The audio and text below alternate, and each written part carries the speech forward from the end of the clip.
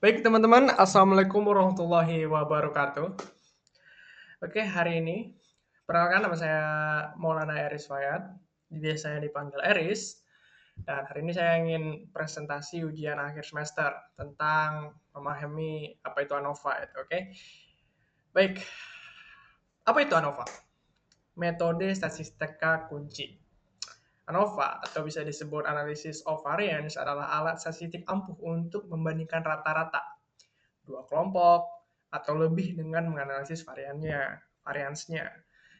Terus ANOVA itu diwariskan oleh Ronald Fisher, dikembangkan oleh ahli statistik, ya kan? Namanya Fisher nih, kayak ikan, tapi ahli statistik ternyata. Ronald Fisher di awal abad ke-20. ANOVA digunakan untuk menguji apakah perbedaan rata-rata antar kelompok signifikan secara statistik. Oke. Terus, mengapa menggunakan ANOVA? Kenapa nggak menggunakan cara-cara lain gitu, hitung manual atau apa gitu. Baik, di sini penjelasannya. Penggunaan ANOVA secara strategis menghindari peningkatan kesalahan tipe 1 yang sering terjadi jika menggunakan banyak uji T untuk membandingkan lebih dari dua kelompok. Ini untuk menjaga integritas statistik.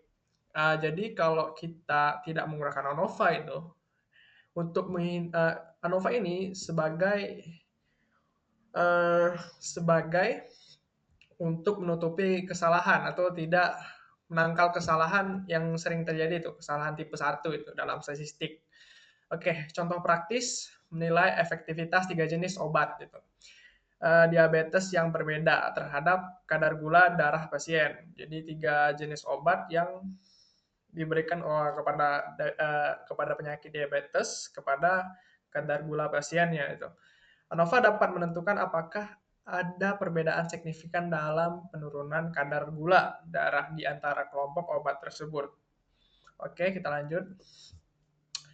Konsep dasar ANOVA. Jadi, konsep dasarnya itu ada pertama, varians antar kelompok. Mengukur seberapa jauh rata-rata kelompok berbeda satu sama lain. Terus, varians dalam kelompok. Mengukur seberapa data dalam setiap kelompok secara individual. Signifikansi statistik.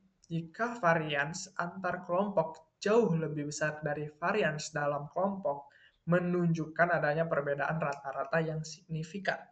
Jadi jika varians antar kelompok tuh jauh lebih besar dibanding varians dalam kelompok, dia menunjukkan bahwa rata-rata yang signifikan. Jadi lebih detail gitu kan. Hasil utama ANOVA adalah statistik F dan nilai P yang digunakan untuk menolak atau menerima hipotesis nol gitu. Terus kita masuk segmen jenis-jenis ANOVA. ANOVA one way menganalisis pengaruh satu faktor independen dengan dua atau lebih level. Misal jenis pupuk A, B, C terhadap pertumbuhan tanaman. Jenis pupuk yang berbeda dicoba dalam tanaman dan gimana hasilnya gitu. Oke, terus ada two-way ANOVA. Menganalisis pengaruh dua faktor independen sekaligus, termasuk melihat potensi interaksi antara faktor, misalnya jenis pupuk dan jenis tanah. ANOVA dengan repeated measures digunakan untuk menguji data yang diambil berulang kali dari subjek yang sama dalam kondisi yang berbeda. Misal, pengukuran tekanan darah pasien sebelum, selama, dan setelah pengobatan. Contoh kasus one way, kita ambil dari studi kekentalan lem. Sebuah perusahaan ingin menentukan apakah ada perbedaan kekentalan lem yang disignifikan dari 5 batch produksi tersebut terbaru mereka. Data diambil, yang pertama itu data diambil dari pengukuran torsi, ukuran kekentalan dari sampel acak di setiap batch. Terus one way ANOVA akan menguji apakah rata-rata torsi dari kelima batch tersebut berada secara statistik. Gitu kan. Ini membantu memastikan kualitas produk yang konsisten antara batch itu. Jadi membantu menentukan kualitas, ya kan. Interpretasi hasil ANOVA, hipotesis 0. menyatakan bahwa semua rata-rata kelompok adalah sama. Tidak ada perbedaan signifikan di antara kelompok-kelompok dibandingkan. Terus, keputusan berdasarkan nilai P, jika nilai P kurang dari 0,05, tolak H0, ini berarti setidaknya ada satu kelompok yang memiliki rata-rata yang berbeda secara signifikan dari yang lain. Terus jika P lebih dari 0,05,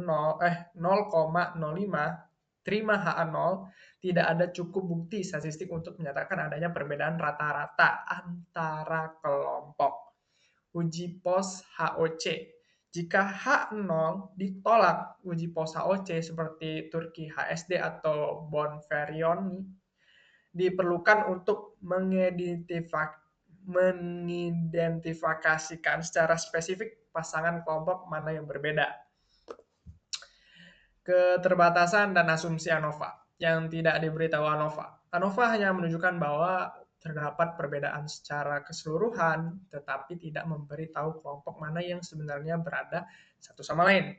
Berdasarkan perbedaan maupun arah perubahan juga tidak dijelaskan oleh ANOVA, sehingga penelitian tetap harus melihat nilai rata-rata atau melakukan uji selanjut. Selain itu, ANOVA tidak memberi gambaran mengenai alasan di balik perbedaan tersebut, karena metode ini hanya menilai variasi statistik, bukan faktor penyebabnya. Jadi cuman ngasih tahu statistiknya, bukan masalah dan sumber penyebabnya gitu. Oke, terus ANOVA pun tidak secara otomatis memeriksa apakah data memenuhi asumsi seperti normalitas dan kesamaan varians, sehingga pemeriksa tambahan tetap wajib dilakukan. Jadi dengan ANOVA tidak hanya menggunakan ANOVA aja, tapi harus diperiksa, di cross check lagi secara baru atau tambahan. Lebih jauh lagi, ANOVA tidak menunjukkan pola sebaran data. Jadi ANOVA tidak memberitahu sebaran data itu kan, cuma data statistik aja. Keberadaan outlier atau karakteristik yang lain mungkin mempengaruhi interpretasi hasil secara lebih mendalam. Asumsi penting, dependensi data. Pengamatan dalam setiap kelompok harus independen satu sama lain. Normalitas, data dalam setiap kelompok harus didistribusi normal. Homogitas varians. Varians antar kelompok harus sama, homogen. Uji Leven sering digunakan untuk memeriksa asumsi ini. Jika asumsi ini tidak terpengaruhi alternatif non-parametrik sepertinya Wells ANOVA atau uji Kurzweil-Wallis mungkin lebih tepat. ANOVA dalam praktik studi khusus, analisis multivarians dengan two-way ANOVA. Untuk analisis yang lebih mendalam, two-way ANOVA dapat digunakan untuk menguji pengaruh jenis pelatihan dan departemen kerja secara bersamaan terhadap kepuasan pelanggan, serta melihat apakah interaksi antara kedua faktor tersebut.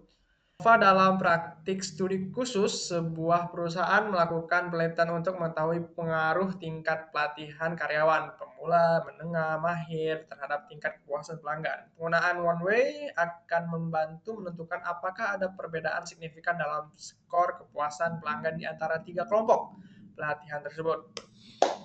Kesimpulan dan aplikasi ANOVA. Alat esensial.